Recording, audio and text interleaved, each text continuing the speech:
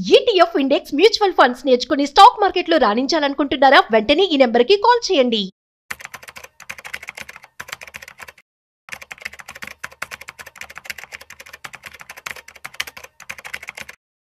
రీసెంట్గా USA company Jain street stock మార్కెట్లో manipulate చేసి చాలా డబ్బులు సంపాదించారట. అసలు వారు ఎటువంటి స్ట్రాటజీని యూజ్ చేశారు, ఇది మరి ఈ విషయాన్ని చూసుకొని కామన్ హ్యూమన్ బీయింగ్ ఇన్వెస్ట్మెంట్ చేయాలి అంటే ఎటువంటి జాగ్రత్తలు తీసుకోవాలి, ఈ విషయాలు మనతో చెప్పడానికి ఇవాళ మనతో స్టాక్ మార్కెట్ ఎక్స్పర్ట్ గిరిబాబు గారు ఉన్నారు. వారి మాటల్లో మరింత సమాచారం అడిగి తెలుసుకుందాం. హాయ్, హలో, నమస్తే, వెల్కమ్ టు సుమన్ టీవీ. నేను మీ Rajeev Pasupuleti. Let's start. Hi sir, నమస్తే. నమస్తే అండి sir. Jain street group, Jain street group. వీళ్ళు చేసేటువంటి మానిపులేషన్ గురించి అసలు ఏమంటారు, అసలు ఏం జరిగింది? రీసెంట్ గా మనము న్యూస్ చూసాం కదా. జైన్ స్ట్రీట్ గ్రూప్ వాళ్ళు ఏం చేశారంటే సింపుల్ అండి, మార్కెట్ లో ఉండే ట్రెండ్ ని వాడుకొని అండ్ కామన్ ఇన్వెస్టర్స్ కి ఉండే ఎమోషన్స్ ఉంటాయి కదా, buying selling emotions, quick money చేయాలని ఎమోషన్స్ ఉంటాయి కదా, దాన్ని వాడుకొని విపరీతంగా డబ్బు కొల్లగొట్టారు. యాక్చువల్ గా సెబీ నార్మ్స్ ప్రకారం, రూల్స్ ప్రకారంగా ఇది తప్పు, అలా చేయకూడదు. ఓకే, మనం నార్మల్ గా మోనోపోలిస్టిక్ యాక్ట్ అనుకుంటుంది ఇండియాలో. అంటే ఏ ప్రొడక్ట్ కూడా మనం మోనోపోలీ చేయకూడదు, ఇంకొకరికి అవకాశం ఇవ్వాలి. This is what exactly SEBI says. అది నిజం కూడా. మనం సమాన అవకాశాలు ఇవ్వాలి, సమాన అవకాశాలు సృష్టించబడాలి, అందరికి సమానత్వంగా ఉండాలి. అది మన ఇండియన్ నైజంలోనే ఉంది, అది కదా మన సమానత్వం అనేది. వీళ్ళు ఏం చేశారంటే, ఇప్పుడు మీకు దాన్ని క్లుప్తంగా ఎక్స్ప్లెయిన్ చేస్తాను. ఇప్పుడు నార్మల్ గా స్టాక్ మార్కెట్ లో హైయెస్ట్ వెయిటేజ్ ఉండే segment banking and financial services, BFSI. మన స్టాక్ మార్కెట్ లో మోర్ దెన్ 32% వెయిటేజ్ ఉంటుంది ఈ ఇండిసెస్ కి. మీకు బ్యాంక్ నిఫ్టీ అనే ఒక ఇండెక్స్ కూడా ఉంది.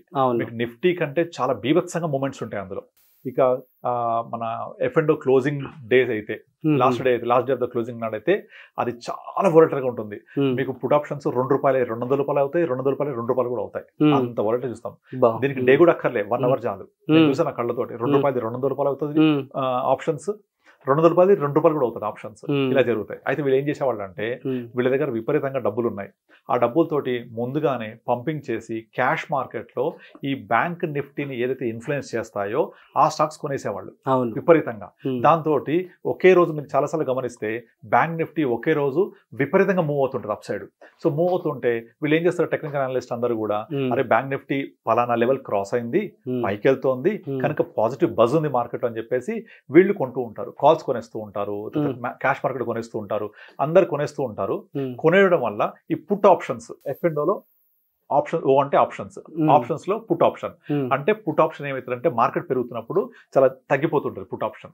మన మార్కెట్ పెరుగుద్ది అంటేనేమో కాల్ కొనాలి, పడిపోతుందంటేనేమో పుట్ కొనుక్కోవాలి. Put buy or call buy. అయితే ఇక్కడ మార్కెట్ లో వాళ్ళు ఆల్రెడీ క్యాష్ మార్కెట్ కొంటున్నారా, ఒక విధంగా చెప్పాలంటే రిగ్గింగ్ చేస్తున్నట్టే, విపరీతంగా పైకి తీసుకుపోతున్నారా, ఆటోమేటిక్ గా BFSI ఇండెక్స్ పెరుగుతుందా, మీకు ఆ BSFI పుట్ వెళ్తుందా, తగ్గిపోతుంటది, చాలా మినిమం లెవెల్కి వచ్చేస్తుంది. రాగానే వాళ్ళు ఈ లెవెల్లో విపరీతంగా పుట్స్ బై చేసేస్తా ఉంటారు ముందే, చాలా తక్కువ ప్రైస్ లో బై చేసేసి, ఇక మార్కెట్ పైకి వెళ్ళిపోయింది కదా, ఒక్కసారి వాళ్ళ క్యాష్ పాయింట్స్ అన్ని ఆఫ్లోడ్ చేస్తూ ఉంటారు, ఆ పైన అమ్మేస్తూ ఉంటారు. అంటే ముందు వాళ్ళే ఆర్టిఫిషియల్ బయింగ్ క్రియేట్ చేశారు, ఆర్టిఫిషియల్ గా పైకి తీసుకుపోయారు. ఆర్టిఫిషియల్ కాదు, కొనేస్తుంటారు నిజంగా వాళ్ళే, కొనేసి పైకి తీసుకుపోయేసి ఇంకా అందరు కూడా ఇది కన్ఫర్మ్డ్ బయింగ్ పెరిగిపోతుంది, ఇక్కడ నుంచి ఇంకా పైకి పోతుంది. టెక్నికల్ చెప్తూ ఉంటాయి కదా, టెక్నికల్ చార్ట్ ఏంటి, ఏం జరుగుతుందో చూపిస్తూ ఉంటుంది. అక్కడ ఈ లెవెల్ దాటితే పైకి పోతుంది, ఈ లెవెల్ దాటితే పైకి పోతుంది అనేది ఉంటారు, కానీ ఇక్కడ ఫండమెంటల్స్ ఏమి ఉండవు అక్కడ. అలా పైకి తీసుకెళ్లిపోయి ఒక్కసారి సెల్లింగ్ చేసేస్తారు మొత్తం ఆ హై లెవెల్లో. కింద లెవెల్లో కొన్నారు వాళ్ళే క్యాష్ మార్కెట్ లో, పై లెవెల్లో వాళ్ళే అమ్మేస్తారు. ఒక్కసారి అమ్మడం జరగగానే మీకు విపరీతంగా క్రాష్ అయిపోతూ ఉంటది బ్యాంక్ నిఫ్టీ. పుట్టేమైంది, పెరుగుతూ ఉంటుంది. అంటే వాళ్ళు లోలో కొనేసి పైన అమ్ముతున్నారు, మళ్ళీ దానికి కాంట్రాస్ట్ గా కింద పుట్ ఆప్షన్ కూడా కొనుక్కొని ఉంటారు. ఇది పెరుగుతూ ఉంటుంది, ఇది పెరిగిన తర్వాత దీన్ని అమ్మేస్తారు పైకి వెళ్ళిన తర్వాత. అంటే పైకి పోతున్నప్పుడు పైకి తీసుకెళ్లి లాభం పొందుతారు, పైన అమ్మేసి మళ్ళీ కింద ఉన్న పుట్టి కొనుక్కొని ఇక్కడ నుంచి కూడా పైకి తీసుకెళ్తారు. ఇది ఎప్పుడో చేసే వాళ్ళకి అర్థమైపోతుంది లాంగ్వేజ్ అంతా కూడా. Cash market versus futures market. Futures market లో ఆప్షన్స్ మినిమం ప్రైస్ ఉంటాయి, అవి అది లాట్స్ కొనేసుకుంటారు. కొనేసుకొని ఒకసారి మార్కెట్ తగ్గుతూ ఉంటే పుట్ ఆప్షన్ పెరుగుతూ ఉంటుంది అనమాట, ఆపోజిట్ గా ఉంటుంది ఎప్పుడు. అదే మార్కెట్ పడుతూ ఉంటేనేమో కాల్ పడుద్ది, మీరు మార్కెట్ పెరుగుద్ది అంటే కాల్ కొనుక్కోవాలి, మార్కెట్ పడుద్ది అంటే పుట్ కొనుక్కోవాలి. ఆ పుట్స్ కొనేసి విపరీతంగా పెట్టుకున్నారు కదా, ఒక్కసారి మార్కెట్ పడగానే పుట్ ఆప్షన్స్ మల్టీ బ్యాగర్స్ లాగా వెళ్ళిపోతాయి పైకి, ఎక్కడికో ₹2 అని చెప్పినట్టు 200 కూడా అవుతాయి. ఇక్కడ ఎట్లా లాభం పొందుతారు, అక్కడ ముందే కొనేసుకునే అమ్మి అక్కడ లాభం పొందుతారు. ఇది యాక్చువల్ గా ఈ చక్కర్లో పడి మన స్మాల్ ఇన్వెస్టర్స్, కామన్ ఇన్వెస్టర్స్ చేతులు కాచుకుంటారు, ఎప్పటికీ డబ్బులు చేసుకోలేరు. సో ఇది సెబీ ఐడెంటిఫై చేసింది. ఐడెంటిఫై చేసి దాన్ని ట్రాప్ పట్టుకున్నారు. ఇమీడియట్ వాళ్ళకి ఒక 4,000 crores పెనాల్టీ వేసి ఎస్క్రో అకౌంట్ డిపాజిట్ చేయమన్నారు. ఇప్పుడు దాని యొక్క ఇన్వెస్టిగేషన్ జరుగుతోంది.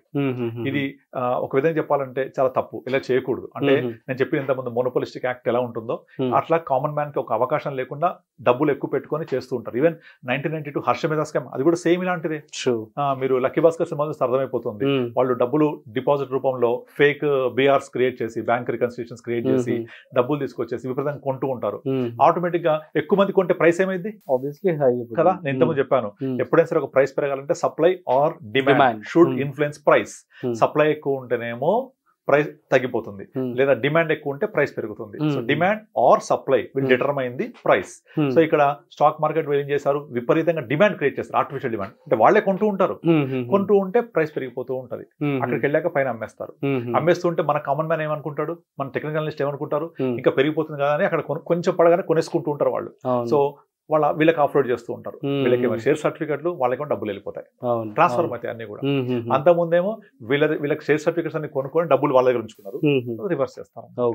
సో అట్లా ఒక కామన్ మ్యాన్ ఇరికిచ్చేస్తారు. కనుక ఈ స్కామ్ ద్వారా మనం అర్థం చేసుకోవాల్సింది ఏంటి అంటే, మనం ఇన్వెస్టర్స్ కి ఇచ్చే మెసేజ్ ఏంటంటే, మీరు స్టాక్ మార్కెట్ లో స్పెక్యులేషన్ జోలికి వెళ్ళొద్దు. స్పెక్యులేషన్ వెనక చాలా రకరకాల మ్యాజిక్ జరుగుతూ ఉంటాయి. మనము ఆ 1,000 కోట్ల ట్రేడింగ్ లో పడి మన హార్డ్ అండ్ మనీ, మన లక్షల్లో మన 1,000 రూపాయలు పోగొట్టుకోద్దు. అందులో మీకు డబ్బులు కావాలి అంటే టైం ఇవ్వాలి. చెమట చిందించకుండా, టైం ఇవ్వకుండా సంపద సృష్టించడం జరగదు జరగదు జరగదు. సో కనుక మీరు స్పెక్యులేషన్, ట్రేడింగ్ జోలికి వెళ్ళొద్దు నాకు చెప్తూ ఉంటాను. మరి ఇప్పుడు ఎవరైతే ఇప్పుడు ఈ స్కామ్ చూసారు, భయం వేస్తుంది కదా పెట్టుబడి పెట్టాలంటే. మరి మ్యూచువల్ ఫండ్స్ వెళ్ళండి. మ్యూచువల్ ఫండ్స్ లో వెళ్తే మ్యూచువల్ ఫండ్స్ ఇలాంటివి ఉండవు. సో మ్యూచువల్ ఫండ్స్ లో ఒక రోజు బ్యాంక్ నిఫ్టీ పడుతుంది పెరుగుతుంది పట్టించుకోరు. ఫండ్ మేనేజర్స్ ఉంటారు, వాళ్ళు అలా అబ్నార్మల్ గా పెరుగుతుంటే బయటకు వచ్చేస్తారు, జాగ్రత్తగా ఉంటారు. సో వాళ్ళు ఒక ఫండ్ మేనేజర్ ఒక స్టాక్ కొనాలి అంటే దాని వెనక చాలా పర్మిషన్స్ కావాలి, థాట్ ప్రాసెస్ ఉండాలి, దానికి ఒక రీజన్స్ ఉండాలి. ఇష్టమైన కొనడానికి లేదు, ఇష్టమైన అమ్మడానికి లేదు, వాళ్ళకి చాలా రూల్స్ ఉంటాయి. ఒక స్టాక్ లో ఇంత పర్సెంట్ మించి ఇన్వెస్ట్ చేయకూడదు, ఒక సెగ్మెంట్ లో ఇంత పర్సెంట్ మించి ఇన్వెస్ట్ చేయకూడదు. ఒక ఇన్వెస్ట్ చేసినా మనం మ్యూచువల్ ఫండ్స్ లో పోర్ట్ఫోలియో డిజైన్ చేసుకుంటాం కదా, అందులో మన దాంట్లో కొంచెం బ్యాంకింగ్ స్టాక్స్ ఉంటాయి అంతే. మన పోర్ట్ఫోలియోలో కొన్ని సెగ్మెంట్ ఉంటది, that may be influenced, but overall portfolio బాగుంటుంది. బట్ ఇక్కడ ఏమైతే స్పెక్యులేషన్ లో మీరు బ్యాంక్ నిఫ్టీ తీసుకున్నారు, విపరీతంగా వోలటాలిటీ అయిపోయింది, డబ్బులు పోవట్లే మొత్తం. మీరు అసలు ఎఫ్ఎండో క్లోజింగ్ డే చూడాలి, మ్యాజిక్ మామూలుగా ఉండదు. లక్షల కోట్లు అయితే కోట్లు లక్షలు అయిపోతాయి. అందుకే స్టాక్ మార్కెట్ చెప్తుంటారు, స్టాక్ మార్కెట్ లక్షాధికారి కావాలంటే దానికంటే ముందు కోటీశ్వరుడు అయి ఉండాలి, అప్పుడు డెఫినెట్గా లక్షాధికారి అయిపోతారు. సో మీరు కోటీశ్వరుడు అయితే డెఫినెట్లీ లక్షాధికారి కావచ్చు స్టాక్ మార్కెట్ లో. రివర్స్. అందుకే మనము కోటీశ్వరుడుగా ఉండి లక్షాధికారి అవ్వక్కర్లేదు, వేలాధికారిగా ఉండి లక్షాధికారి నుంచి కోటీశ్వరుడు అవ్వచ్చు by investing in proper way. Time ఇచ్చి పోర్ట్ఫోలియో డిజైన్ చేసుకొని జాగ్రత్తగా వెళ్తూ ఉండాలి. అలా వెళ్తే మనం చేసుకోవచ్చు. ఎగ్జాంపుల్ చెప్తాను. ఇప్పుడు చాలా మంది నాకు కాల్ చేసి నా పోర్ట్ఫోలియోలో పలానా ఫండ్ పర్ఫామ్ చేస్తలేదనో, పలానా ఫండ్ లేదనో చెప్తూ ఉంటారు. మీకు ఒక ఎగ్జాంపుల్ చెప్తాను. రీసెంట్ గా ఐపీఎల్ మ్యాచెస్ లో ఎవరు ఆర్సీబీ విన్నారు కదా. సో ఆర్సీబీలో ఉన్న ఒక్క ప్లేయర్ కూడా, ఒక top batsmen, top bowler, orange cap holder, ఒక టాప్ క్యాచర్ ఎవ్వరు లేరు ఇందులో. ఆ లిస్ట్ అంతా వేరే టీమ్స్ నుంచి ఉన్నారు, గమనించారా మీరు? Top batsmen, top player, top wicket keeper, top catcher, top wicket taker, అందరూ డిఫరెంట్ టీమ్స్. ఒక్కరు కూడా ఆర్సీబీ వాళ్ళు లేరు. ఆర్సీబీ కప్పు గెలిచింది, టీమ్ ఎఫర్ట్. సో అలాగే టీమ్ ఎఫర్ట్ ఎప్పుడు కూడా విన్ అవుతుంది. మన టీం ఎలా ఉంది, మనం విన్ అయ్యామా లేదా. అందుకే మీ పోర్ట్ఫోలియో అని చెప్తుండే అందరికి. ఆ పోర్ట్ఫోలియో కన్స్ట్రక్ట్ చేసుకొని బెటర్ గా మనం ఇన్వెస్ట్ చేసుకొని, అన్ని కేటగిరీస్ ఉండాలి మన దగ్గర. ఒక స్మాల్ క్యాప్, ఒక మిడ్ క్యాప్, ఒక బ్యాంక్ ఫండ్, ఒక లార్జ్ అండ్ మిడ్ క్యాప్, ఒక లార్జ్ క్యాప్, ఇలా పోర్ట్ఫోలియో కన్స్ట్రక్ట్ చేసుకొని మనం మార్కెట్ లో ఇన్వెస్ట్ చేసుకొని మ్యూచువల్ ఫండ్స్ ద్వారా తప్పకుండా మీరు లాంగ్ టర్మ్ లో కోటీశ్వరుడు అయిపోవచ్చు. సింపుల్. 15,000 రూపాయలు 15 సంవత్సరాల పాటు ఇన్వెస్ట్ చేస్తూ పోతే 15% రిటర్న్ వచ్చిందంటే 1 crore అయిపోయినట్టే. అక్కడ నుంచి మరో 5 సంవత్సరాలు కంటిన్యూ చేస్తే 2.5 కోట్లు, మరో 5 ఏళ్లకు 5 కోట్లు, ఇంకో 5 ఏళ్లకు 10.5 కోట్లు. ఇక్కడ 30 సంవత్సరాల టైం ఉంది కదా. అంటే 30 years వ్యక్తి స్టార్ట్ చేసి ఒక 30 years 60 years రిటైర్ అయిపోయేప్పటికి 10.5 crores వచ్చేస్తుంది కదా. లేదు అంత టైం ఇవ్వలేను నేను, అంత టైం ఉండదు నాకు, అంత టైం కుదరదు అంటే సారీ, తప్పకుండా చేతి కాల్చుకోవాల్సిందే. ఇంతకుముందు చెప్పినట్టుగా చెమట చిందించకుండా టైం ఇవ్వకుండా సంపద సృష్టించబడదు. Thank you so much. So guys, అర్థమైంది కదా. సో మరి ఇన్వెస్ట్మెంట్ చేసే ముందు జాగ్రత్తగా పెట్టుబడి పెట్టుకోండి. అండ్ మీకు గనుక ఏమైనా డౌట్స్ ఉన్నట్లయితే సో కింద డిస్ప్లే అవుతున్నటువంటి నెంబర్కి మీరు కాల్ చేసి గిరిబాబు గారితో మాట్లాడి మీ డౌట్స్ మీరు క్లారిఫికేషన్ చేసుకోవచ్చు. That's it. మరొక ఇంట్రెస్టింగ్ కాంటెంట్తో మళ్ళీ కలుద్దాం. అంతవరకు చూస్తూనే ఉండండి Suman TV. This is Rajiv signing off. Video నచ్చినట్లయితే లైక్, షేర్ అండ్ సబ్స్క్రైబ్.